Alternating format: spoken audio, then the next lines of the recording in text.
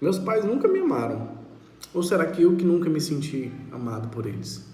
A gente passa a nossa infância toda buscando o amor dos nossos pais. Às vezes os nossos pais passam tentando nos dar o amor deles, mas eles não conseguem expressar o que eles sentem, né? Meu nome é Valdes e é sobre isso que eu vou falar com vocês nesse vídeo, né? Quantas pessoas hoje, não são órfãos de pais presentes, né? Que por mais que tenham o pai e a mãe dentro de casa, não se sentem, que tem um pai e uma mãe dentro de casa. Eu vou contar um pouquinho da minha história para vocês entenderem, às vezes fazem sentido para você. Então, pessoal, a minha história é o seguinte: eu, quando criança, dormia junto do quarto dos meus pais. A minha mãe trabalhava o dia inteiro, manhã, tarde e noite, e o meu pai trabalhava manhã e tarde e ficava comigo, com a minha irmã, pela parte da noite. E o que acontecia? Eu passava mais tempo com meu pai, obviamente, eu ia gostar mais do meu pai, estar mais com ele, participar das mesmas coisas com eles. E automaticamente toda criança, geralmente os filhos, tem como herói, o pai, que é o modelo dele, ele se inspira no pai. E comigo não era diferente, Meu pai era um jogador de futebol muito famoso aqui na cidade, Ele chegou a jogar alguns jogos profissionais. Só que, por um motivo de lesão, ele acabou não conseguindo continuar a carreira dele. E aí, nesse ponto, eu não me sentia tão amado pelo meu pai. Ele me levava para o campo com ele, mas meu pai nunca foi uma pessoa de falar eu te amo, nem de dar abraço, nem de fazer um carinho. Ele sempre foi muito sério a respeito disso e sempre muito na dele. E eu sentia a necessidade, sentia falta, sabe? De ouvir um eu te amo, de sentir um abraço, às vezes um carinho diferente, com o pai, de fazer alguma coisa diferente, mas nunca tinha sentido, algo relacionado a isso com o meu pai. E aí o tempo foi passando, e essa ausência sempre foi fazendo falta, e eu não entendi o porquê, e acabava que eu comecei a pensar que realmente meu pai não me amava, e cresci com isso na minha cabeça até os meus 25 anos.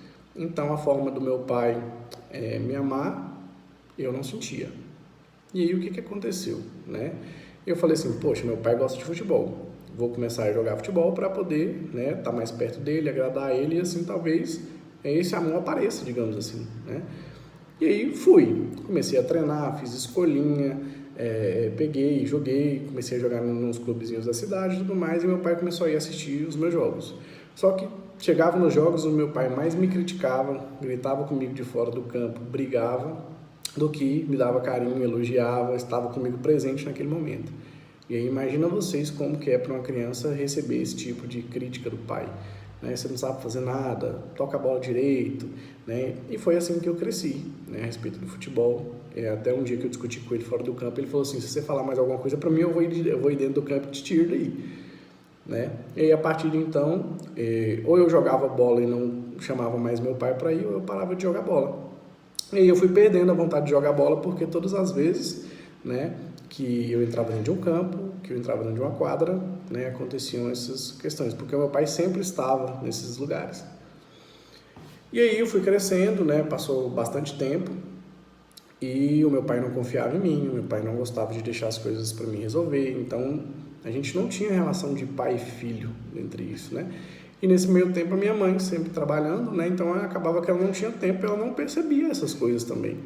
Mas super normal, Por quê? Porque para ela ela não percebia, e quando ela chegava em casa estava tudo que, entre aspas, resolvido, mas não era bem assim.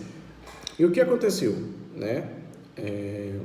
Eu cheguei, entrei na faculdade, formei em Direito, e aí foi a primeira vez que eu vi meu pai expressar algum tipo de alegria a respeito de alguma conquista minha, Que foi ter passado na faculdade, ter concluído a faculdade, e ele comemorou comigo, primeira vez de comemoração. Mas mesmo assim não chegou a falar nada, não deu um abraço e continuou normal. Até que nos 25 anos de idade, mais ou menos, quase 26, eu tive um conhecimento a mais a respeito de amor, E conheci a questão de linguagem de valorização, onde a gente consegue descobrir como a pessoa ama e como ela gostaria de ser amada, digamos assim, E aí eu percebi que a linguagem do meu pai era atos de serviço. Foi aí então que eu voltei, lá no meu passado, quando eu era criança, revendo as memórias, E lembrei que meu pai sempre estava lá, né? Sempre, tudo que precisava dele, que era a respeito de serviço, se precisava arrumar uma bicicleta, se precisava costurar uma bola, se precisava arrumar uma peça da cama, se precisava arrumar qualquer coisa, e não precisava nem pedir duas vezes. Na mesma hora que você pedia, ele resolvia. Né? E estudando um pouquinho disso, eu percebi que meu pai tinha a linguagem chamada atos de serviço. Existe um livro chamado As Cinco Linguagens do Amor. Se vocês quiserem dar uma olhadinha lá, fala bastante sobre isso. E eu comecei a entender que a linguagem de valorização dele era essa, né? Que ele demonstrava amor fazendo as coisas pelas pessoas. Né? Que ele não tinha facilidade de falar, eu te amo, mas que o eu te amo dele era, pai, arruma isso aqui para mim. Ele arrumava na hora. Pai, eu estou precisando disso aqui. Ele ia atrás. Então, dessa forma, ele nunca deixou faltar nada. Então, quando eu comecei a perceber isso, eu entendi que meu pai me amava. Mas, até então, eu nunca tinha sentido o amor dele, né? E aí, o que eu pensei? Cheguei, falei, eu vou na igreja, vou orar, por que será que meu pai não me ama, né? E aí foi revelado para mim, dentro de uma oração, que uma das pessoas que mais me amavam nesse mundo era meu pai. E aí, nesse dia eu peguei, chorei bastante, sabe? Porque até então nunca tinha sentido nada a respeito disso, né? E aí para mim foi muito importante. E aí quando eu cheguei em casa depois desse dia, né, meu pai me abraçou, coisa que ele nunca tinha feito, e falou assim, filho, eu te amo. E aí que eu chorei mesmo, né? Então assim, quando aconteceu pela primeira vez, quando eu ouvi, né, eu me emocionei, porque era tudo que eu queria ouvir, né? E aí eu pensei, cara, e agora? Né? Eu falei assim, pai, eu também te amo.